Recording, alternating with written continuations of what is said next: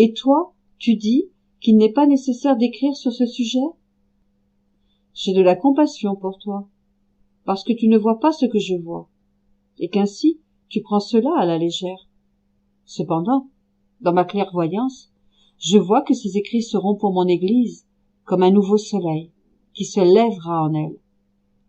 Attirées par sa lumière éblouissante, les créatures s'y laisseront transformer et deviendront spiritualisées et divinisées. L'Église en sera renouvelée et la face de la terre transformée.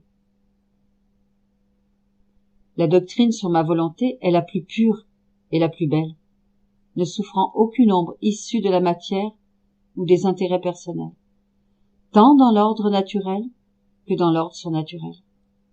Comme le soleil, elle sera la plus pénétrante, la plus féconde, la plus désirée et appréciée. Étant lumière, par elle-même elle se fera comprendre et fera son chemin. Elle ne sera pas sujette au doute, à la suspicion ou à l'erreur. Et si certains mots n'étaient pas compris, ce serait parce que ma volonté dégage trop de lumière, qui, éclipsant l'intellect humain, ne permet pas aux hommes de comprendre la vérité dans toute son ampleur. Cependant, ils ne trouveront aucun mot qui ne soit pas vérité.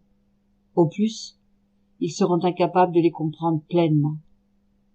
Donc, en regard du bien que je vois, je t'invite à ne rien négliger dans les écrits. Un mot, une expression, une comparaison au sujet de ma volonté peut être comme une rosée bénéfique sur les âmes, comme la rosée est bénéfique pour les plantes après un jour de soleil brûlant, ou comme une pluie abondante après des mois de sécheresse.